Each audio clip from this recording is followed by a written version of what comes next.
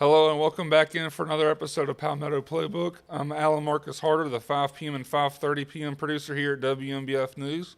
I'm TJ Turner. I'm a digital content producer here at WMBF, and we had a monumental collapse A in lot college. a lot to talk about this week. Unfortunately, we'll rip the Band-Aid off here and start with the story that the nation's talking about.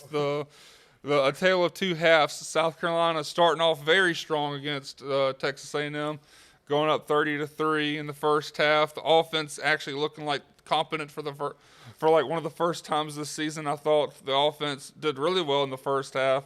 Lenore Sellers shining, having that big throw to Jacobs right there for the about a 50-plus yard touchdown pass right there. The offense doing its thing in the first half. The defense doing its thing in the first half.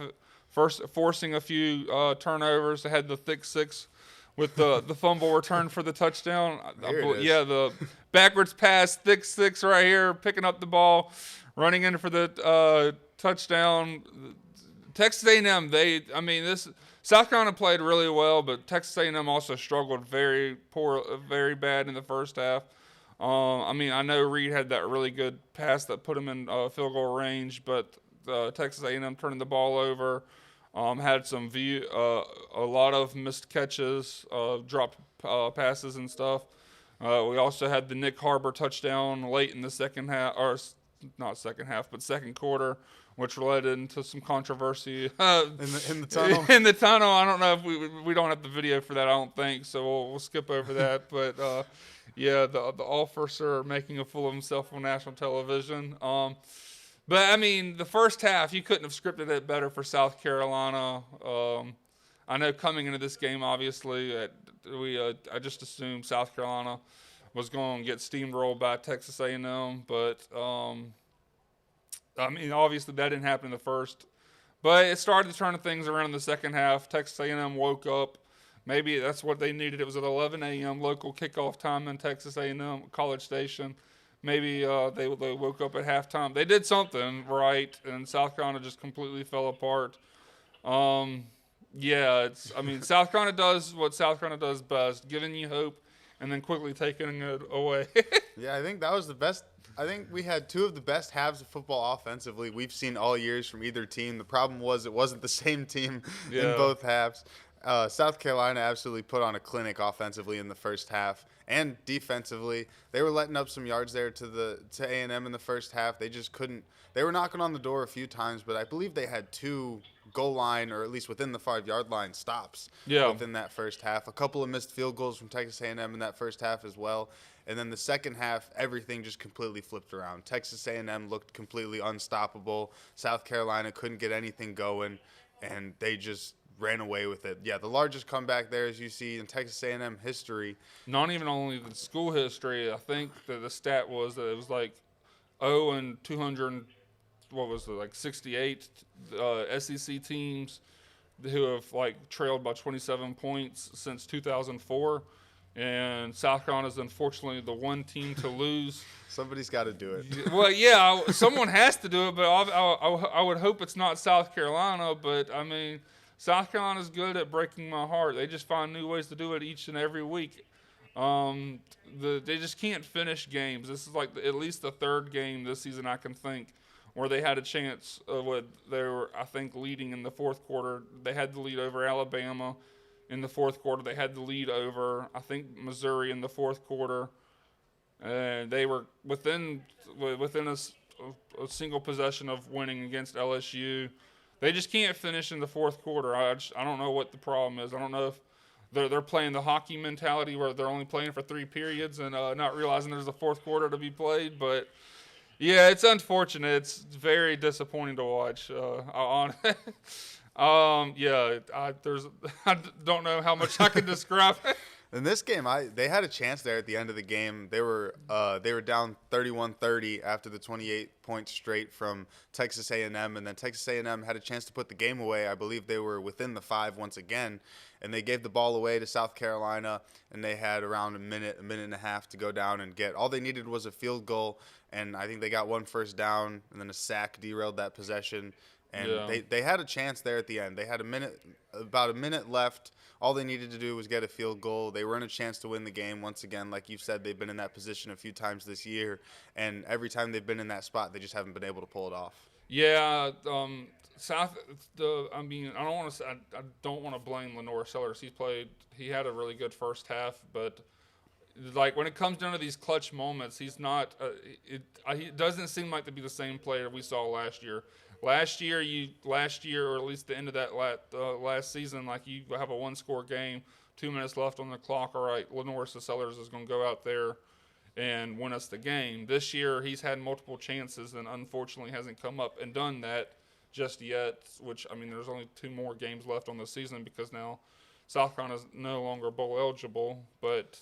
I don't know what something's just not going right up.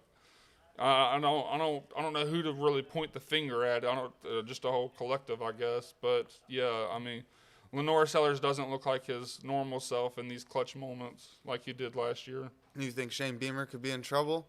I mean, the problem is he has like a $24 million buyout for I think.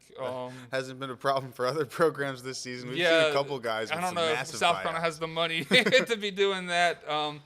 I know if you like look at his record over the past 5 years, and this is crazy to even think about.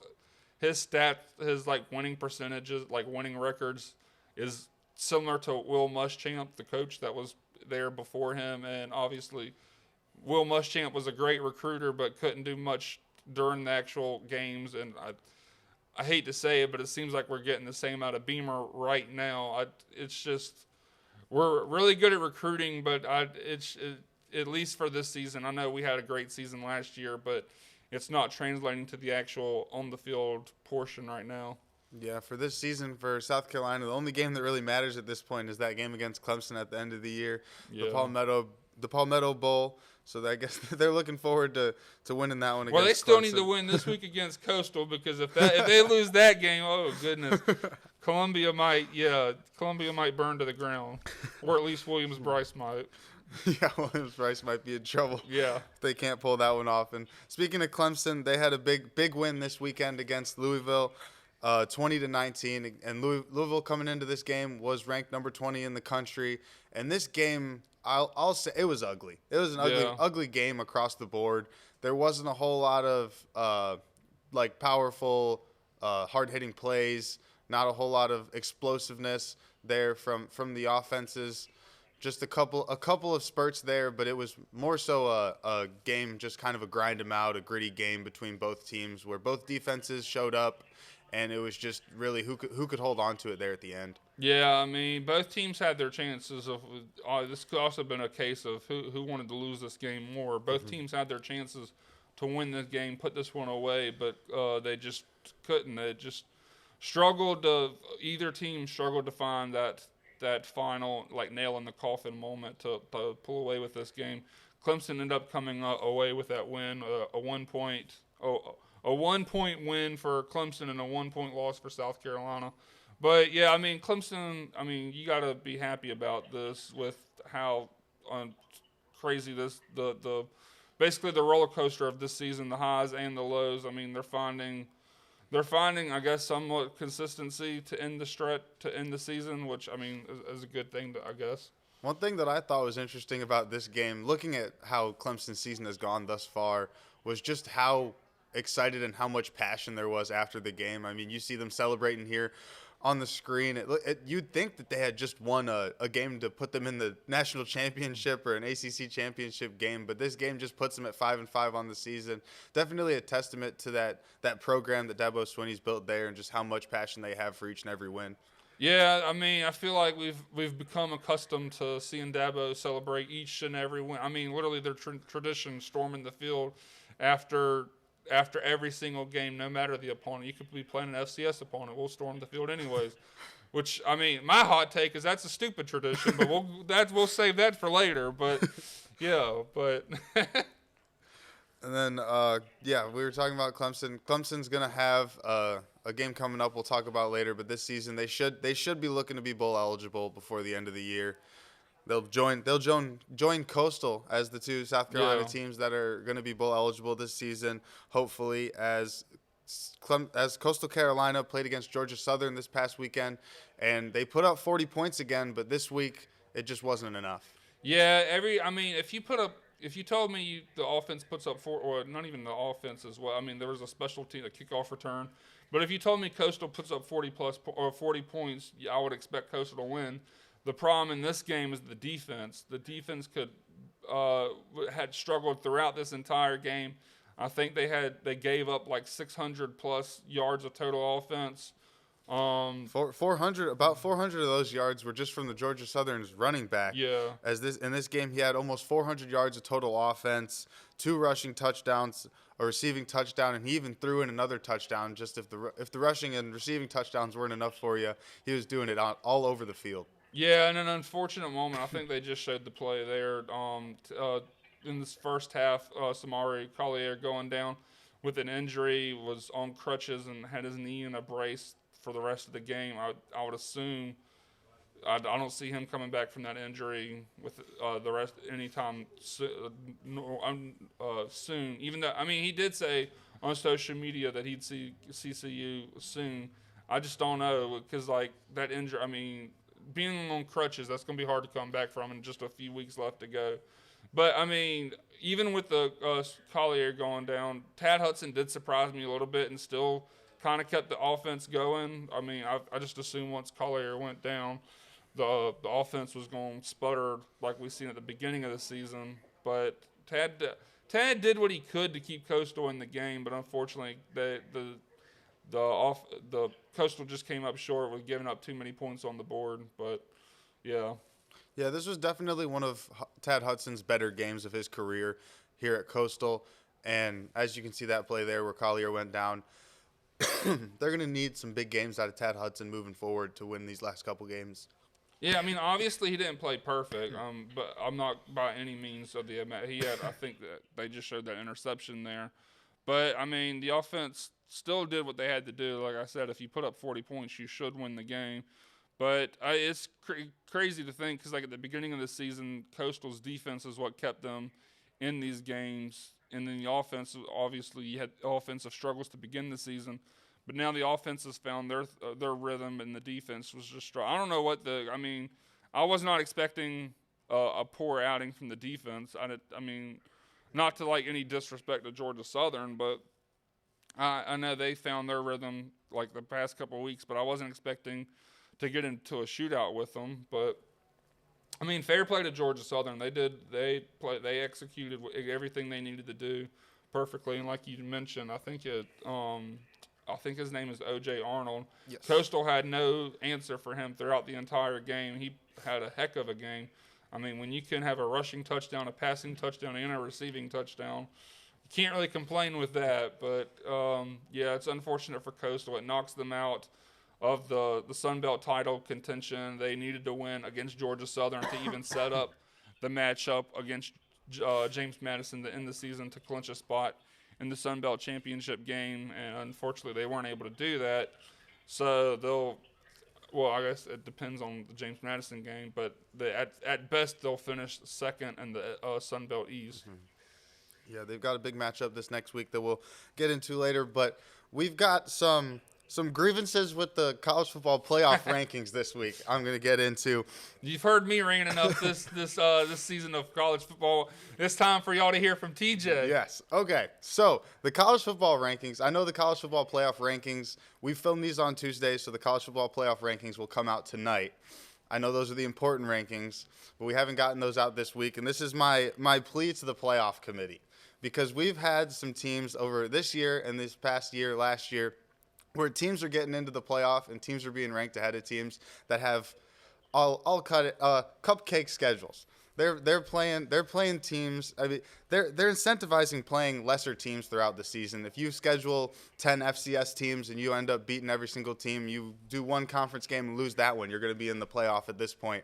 With how the rankings have gone, you can look at Notre Dame this season. They've played 2 teams that have been in the upper echelon of college football this year in Miami and Texas A&M to start the year, losing to both of those teams. The only other team they've played thus far and won against was USC, who the University of Southern Southern California. California. The University of Let's Southern get that right. California. Southern California. Yeah, the only other team they've played that are currently ranked right now is the University of Southern California. That's the only team that's ranked right now that they've beat this season, and they're ranked ahead of teams the likes of BYU, Vandy, Texas Tech, Alabama, and they're even ranked ahead of Miami, who has the head-to-head game against them. All of those teams have 1 or 2 losses at this point on the year, and Notre Dame is still ranked above them.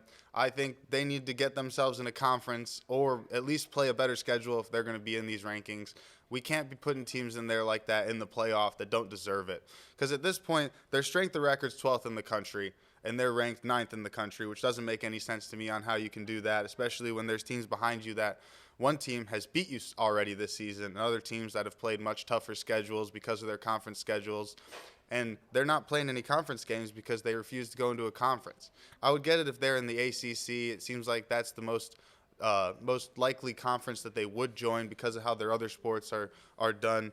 But then they have the 29th best strength of schedule, which doesn't make any sense on how they can be ranked that high when there's teams with harder strength of schedules ahead of them in the rankings with the same record. And they have the 91st ranked remaining strength of schedule. So they're expected to win the next 2 games, which they probably will. They're expected to win them. They've been expected to win almost every single game this year besides the first 2, which they lost both of them. So I don't think you can put a team like that ahead of the likes of BYU, Alabama, Miami, who they've lost to. I think we need to have the rankings really sit down and think about how we're going to rank these teams based on the teams that they're playing, not just the body of work, but just because of who they're playing. We can't be incentivizing these college football programs to go out and schedule a bunch of lollipop games and a bunch of games that you're expected to win throughout the season, because otherwise every team would schedule an FCS program every week, or you'd schedule how no disrespect to any of these programs, but you schedule a game against a team in the American Conference or the Sun Belt Conference who are just not as highly touted and highly recruited as teams in the SEC, the ACC, and especially with a team like Notre Dame that has absolutely no bindings to who they have to play every year. Yeah, I think you hit the nail on the head. Alabama had, like I think you mentioned, 4 wins over teams currently ranked. I think Alabama has the better record this season over Notre Dame. I don't think you can. I mean, and you mentioned their schedule. The only Notre Dame has they had tough opponents on their schedule, but the only problem is they've lost to them. It's kind of hard to keep them highly ranked when the only real teams that they've played this season they've lost to. They had the win over Southern California, who I think is in the top 20 now. They just beat Pittsburgh, who were like 22nd in the country. They're now out of the top 25. But yeah, I mean, obviously this is about Notre Dame's 9th and Alabama's 10th. That's still in good position because depending on how everything shakes out, the playoff, it's a 12-team playoff. I think they're both really in good positions to cement their spot in the college football playoff. I mean, if you have just assuming, let's say Notre Dame wins out and Alabama wins out. If Alabama wins out, that means they won the SEC championship game, and they'll be one of the top 5 high-ranked conference championships. So they would get into the playoffs with that aspect. But I wouldn't see the playoff committee leaving out a 2-loss Alabama team, even a 3-loss Alabama team if that 3rd loss is in the conference championship game. I don't see them leaving them out. So, even if it's a 9 versus 10 right now, I think they're both in really good positions down the stretch to finish off the season and get into the playoffs. Yeah, I think the playoff committee is just going to have to look at more so resumes than anything. Obviously, you've got programs that have 10, 11 wins at the end of the season who have played no ranked teams throughout the season. You have teams who have 3 losses, but those losses are against top 5, top 10 ranked teams. So it'll be interesting to see how the playoff committee decides to judge this year, especially with teams like Vanderbilt, teams like Texas, teams like Oklahoma, who are near the top of those rankings but do have multiple losses. The only thing is those losses are against teams that are also in the top 10. So it'll be interesting to see what they choose to gauge this year, whether they decide to go with strength of record or just total wins or the quality of those wins. So it'll be interesting to see how that plays out over the next couple weeks going into conference championship weekend and just seeing how the committee decides to rank these teams. Yeah, that's the biggest question mark because I don't even know if the committee knows how they're going to handle this. It seems like every year this committee comes up with their own criteria, and then the very next year they'll make up another criteria and start making up rules. Yeah. So your guess is, I guess, as good as ours with how this committee's going to handle that. But I mean, there's still quite a few weeks left to go before that's actually submitted. Yeah, So. I've made my plea to the committee, so we'll see if they decide to take what I have to say into account, and hopefully they can. Well, we could see in just like 12 hours from now if they take your rant into consideration. Yeah, we'll see. And this past week we had another good weekend for the Carolina Panthers as they picked up their 6th win on the year against the Atlanta Falcons. They have a season sweep of the Falcons, which I believe is the first time since 2013. Something I know I think they said it's the 3rd time in franchise history. It might be the first time since 2013. I'm trying to, because I know in 2015 they only had 2 losses that season. I don't know if one of those losses, well, other than the Super Bowl loss to the Broncos, I don't know if one of those 2 regular season losses was to the Falcons. But let's put it this way: it's been a long time since they've had the season sweep over the Falcons. Yeah, so they won this game 30-27. This one went into overtime. It was definitely a grindy game throughout. And I think at one point, Brent Venables, he said after the game that he wasn't sure if he had any more plays on the play sheet. Oh, or not Venables, sorry, Canales. We're switching. I got my last names mixed up there. Canales, he said he didn't have enough plays on the play sheet to go forward. He wasn't sure what he was going to go with if they had to play any more snaps in this one. But I will say it was a very good game for Bryce Young.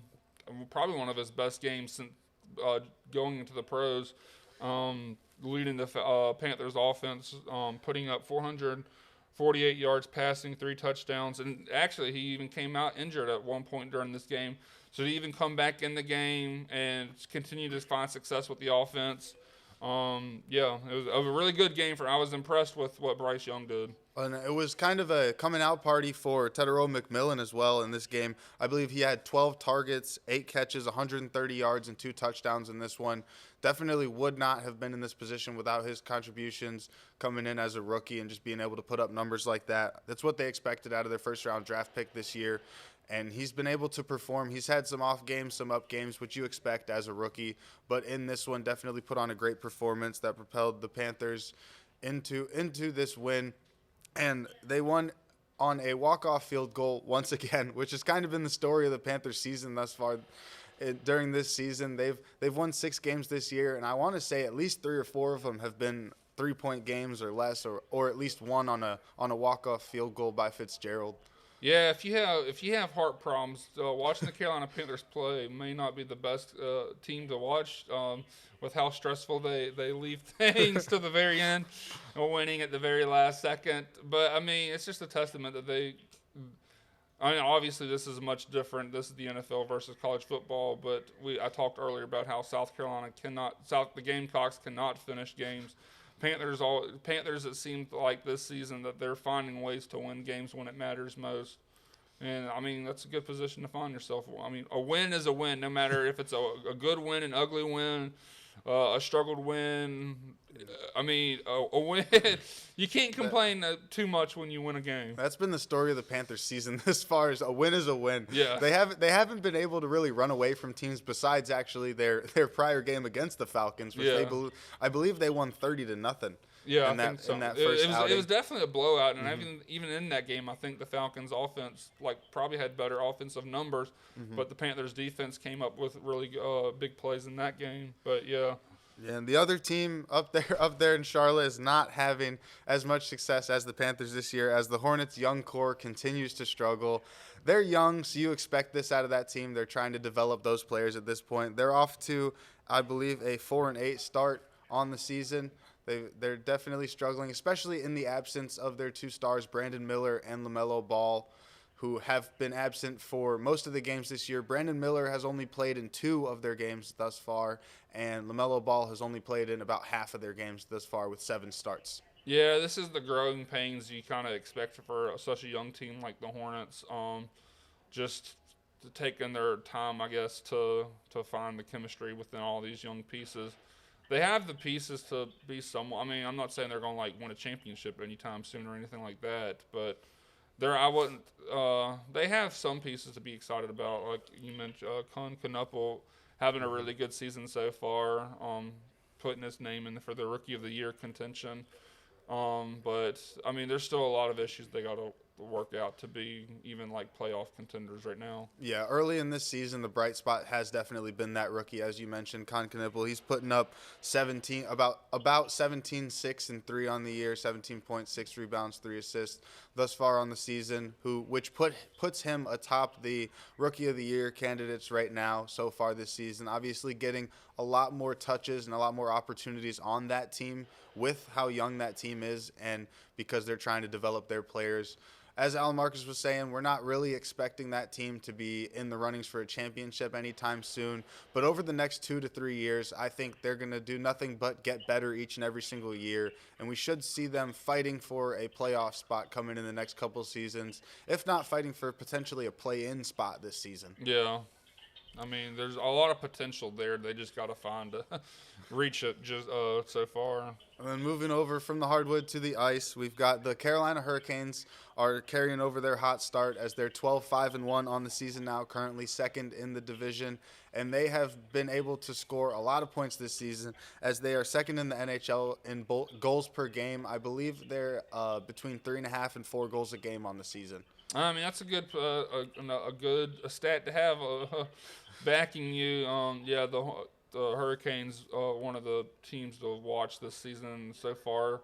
They're off to a hot start, and we'll see if they can keep that going. I mean, even with the past 2 sports we talked about, it's a very long season. So just because you're succeeding right now doesn't mean much if like you're not winning at the right time. So.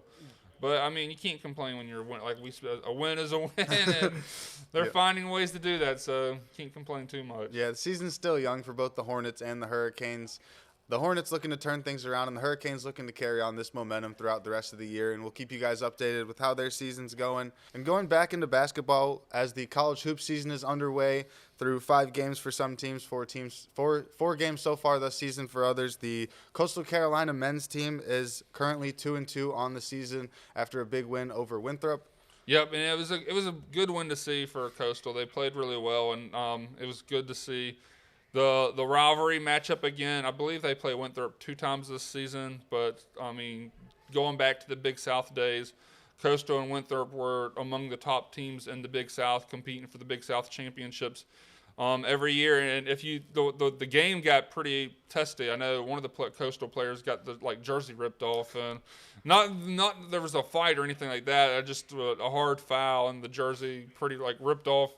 Had to replace that, but it was good to see Coastal get that tough, gritty win over Winthrop, who they've had plenty of battles back in the day. Yeah, that Coastal men's basketball team is definitely going to be looking to get those gritty wins each and every week with that new coach that they got last season. And last season, as they won 10 games, I believe, just looking to stack on top of that and win more games this year. They've looked promising this season. I don't know how well it's going to translate to once conference play starts, but they look promising. And yeah, I mean, we'll see how if they can keep that going. I mean, obviously there's a long season ahead, but yeah, I mean, it was good to see them get that rivalry win. And going over to the women's team, the Coastal's women's team is now 2-3 on the young season, looking to get above 500 and getting close to conference play coming in soon, and we'll see how they go throughout their season as well. Yeah, they had a really good season last year with just only a handful of losses. They had a bunch of wins last year. If you look at their record, 2-3, you might be thinking, what happened? I just feel like they've strengthened their non-conference schedule. They played, I believe, BYU. They played Virginia Tech on the road, who is a pretty good team. They shown flashes of success, but they just, I guess, putting the full 4 quarters in. You haven't seen that just yet, at least over a comparable opponent. But I mean, they're still an exciting team to watch and follow for this season. Yeah, we'll be keeping you guys updated with their season along the way as well. And then moving over up to Columbia, the South Carolina men's basketball team is now 3-0 on the season. The women's team also undefeated at 4-0 after a big win over number 8, Southern California. Yeah, yeah. The battle of the, I think they literally branded it the battle, like, or who the real USC or something like that. Playing that game at Crypto.com Arena or whatever they call that place now. I'm still gonna call it the Staples Center. That's the Yep. name to me. Yeah, that's how it always has been called. And Yeah, going across the country, defeating Southern California on basically their home turf. I believe last week when we recorded, that was the night of the South Carolina Clemson game. yes. Clemson stuck around for like later in that game than I thought they were. South Carolina obviously took care of business as everyone expected and got away with the win. I can't remember exactly how much they won, but I believe they ran away with it in the second half. Clemson kind of stuck around for the first half, putting up a fight, but South Carolina, the women's team winning. As much as the other programs for South Carolina have struggled, one thing you can count is Dawn Staley to get those girls ready to play and win games, and I'm thank God for her because she's like carrying our athletic department at this point. Yeah, I think the fans of the Gamecock fans are definitely looking forward to the women's basketball season after how the football program is done. They might even be done with the football program on the season thus far. Yeah, we're just like I don't even know what just like limping to the finish line football wise, but obviously the women's basketball team is the strong suit. The men's teams looked pretty good. I don't know if it's going to like how well it's going to translate to conference play either because they haven't really played a tough opponent. Just like I know they played Southern Miss, who gave them problems. I can't remember their other two games, but they weren't like they were probably quad 4 teams. They weren't playing like top tier opponents, but I mean a 3-0 record is pretty good. But well, we'll see what happens when they actually play.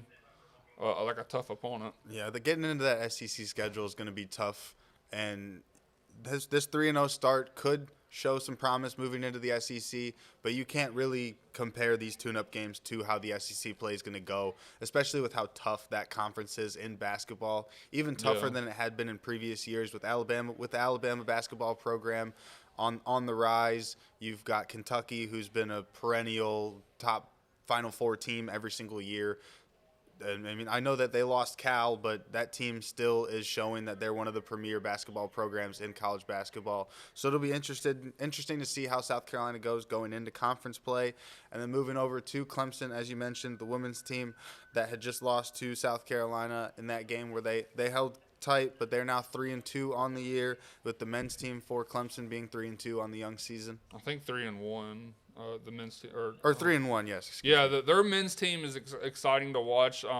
Coming into the season, you would expect Clemson's men's team to be the best men's basketball program in the state, and they're living up to it. They're blowing out their opponents. They haven't really played they lost a close game to Georgetown, which Georgetown's normally like historically good at basketball, and it's tough to come up with a close loss.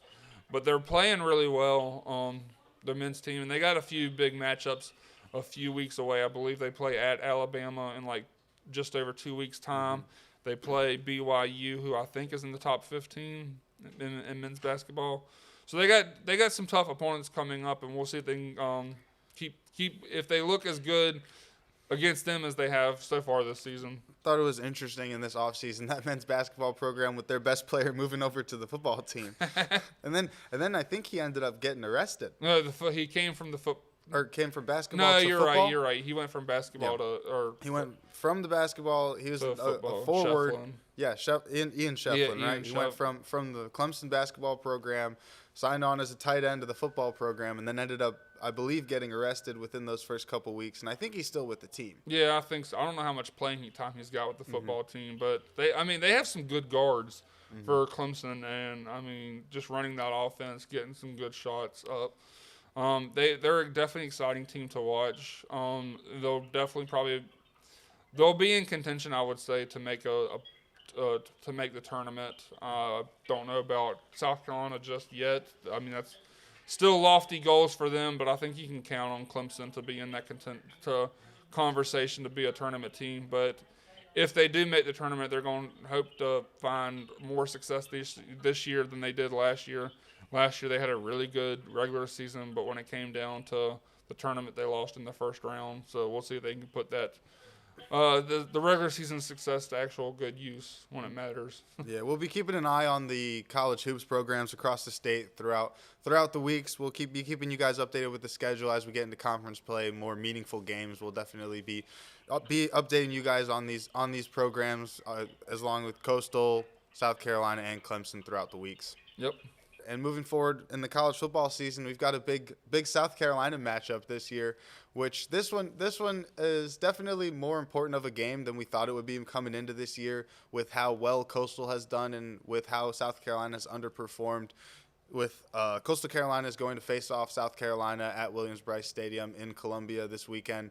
And it'll be an interesting game because you'd think before the season South Carolina would easily and handedly take this one, which I think we're still expecting in this one. But with how well Coastal Carolina has played thus far this season and their ability to score points, I think we could potentially see this game be more interesting than we think it might be.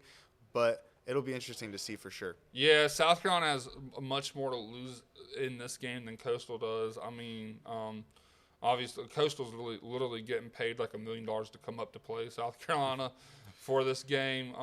So they'll be playing on house money, trying to get the upset. But yeah, South Carolina, with just how disastrous of a season this has been, they were ranked like 11th to start the season, and now they're trying to literally get 5 wins to end the season. But yeah, I mean, I think this is a game South Carolina would do.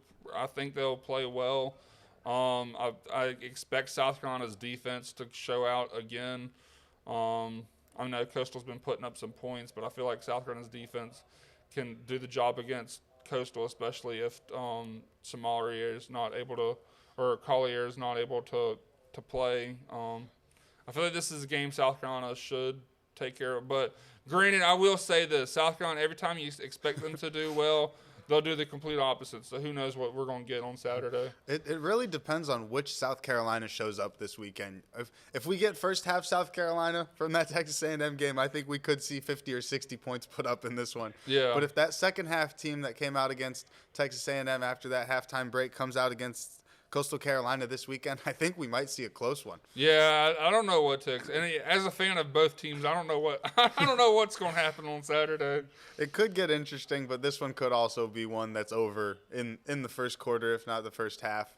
Oh yeah, I mean, South Carolina's offense, I don't know how well they'll do. I mean, they haven't really put away an opponent early they did against Texas A&M, but we saw what happened in the second half. But yeah.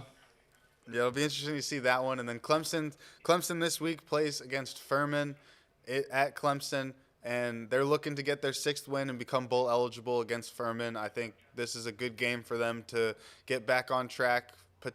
Going into that Palmetto Bowl in 2 weeks, they'll definitely need to build some confidence against Furman this week, coming into that Palmetto Bowl, and then going into their bowl eligibility with a win this week. They'll be looking at a bowl game after that Palmetto Bowl. Yeah, this is normally the week of the season where you'll have these teams like schedule tune-up games for that final like rivalry matchup of the season. Yeah, Clemson should obviously have no problem playing against Furman. If they struggle in any way, that'd be a big surprise in of itself.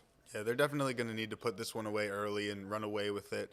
Just not only for their confidence, but just as a tune-up for that Palmetto Bowl, as you said, and just moving forward.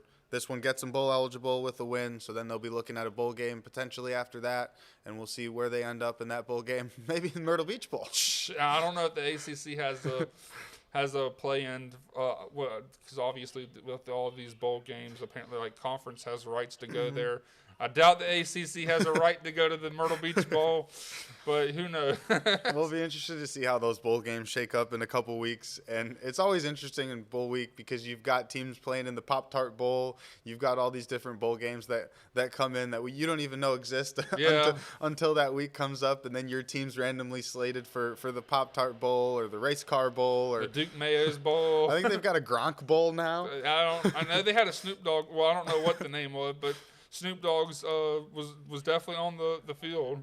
We'll be interested to see where Clemson ends up after this one, as well as Coastal Carolina and their bowl games. As we've got our last game for this next upcoming week. Looking ahead, the Panthers have a tough road test against San Francisco, and as Carolina Panthers have gotten their 6th win, which is their preseason win total projection on the year. They've already gotten there. With this win, they have a chance to take the outright number 1 spot in their division. Yeah, and that's a crazy thing to think about just coming into the season of how I guess lack of success people were expecting for the Panthers. Expecting another like rebuilding year. But the Panthers are putting themselves in good positions. This by no means is going to be an easy game, but the Panthers have shown when they're challenged on the road. They had that big win over the Packers on the road, but you don't know which team you're going to get. Are you going to get the team that went on the road and upset the Packers?